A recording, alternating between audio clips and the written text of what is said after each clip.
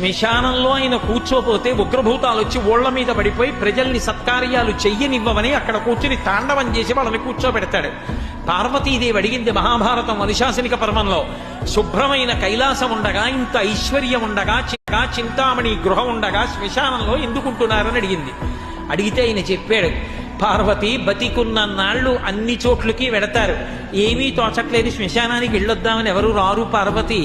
నేనంతవాణ్ణంటాడు, పొడుగ్గా ఉన్నానంటాడు, తెల్లగా ఉన్నానంటాడు, పండితుండంటాడు, పద్యాలు నాకు నోటికొచ్చంటాడు, ఉపన్యాసం చెప్పగలనంటాడు, నాకు పాటలొచ్చంటాడు, నేను నాట్యం చేస్తానంటాడు, నేను అధికారినంటాడు, నా దగ్గర డబ్బు ఉందంటాడు, నేను పాట పాడగలనంటాడు. ఇన్ని ఉన్నాయనుకున్న వాడిలోంచి ఊపిరి బయటికి వెళ్ళిపోయిన తరువాత వాణ్ణి తీసుకెళ్లి 4 కొత్త కర్రల మీద పడుకోపెట్టి చాప చుట్టి తాడు కట్టి పైన నూలుబట్ట కప్పి తీసుకొచ్చి అన్నీ తీసేసి కర్రల మీద పడుకోపెట్టి కాల్చేస్తుంటే జీవుడు లేచి నిలబడి పుర్రె పగిలిపోయిన తరువాత కన్న కొడుకు కూడా స్నానం చేసి వెళ్ళిపోతుంటే చీకటి పడిపోయాక, అయ్య బాబోయ్ చుట్టూ ఉగ్రభూతాలు, నా వాళ్ళన్న వాళ్ళు లేరు, వీళ్ళని నమ్ముకున్నాను, ఒక్కడు లేడని ఏడుస్తుంటే నేనున్నాను రా అని చెప్పడానికి నేను కూడా లేకపోతే చచ్చిన వాడు 1000 మాటలు చచ్చిపోతాడని అక్కడ ఉన్నాను పార్వతి, నా కర్మకాల కళ్ళేనంటాడు.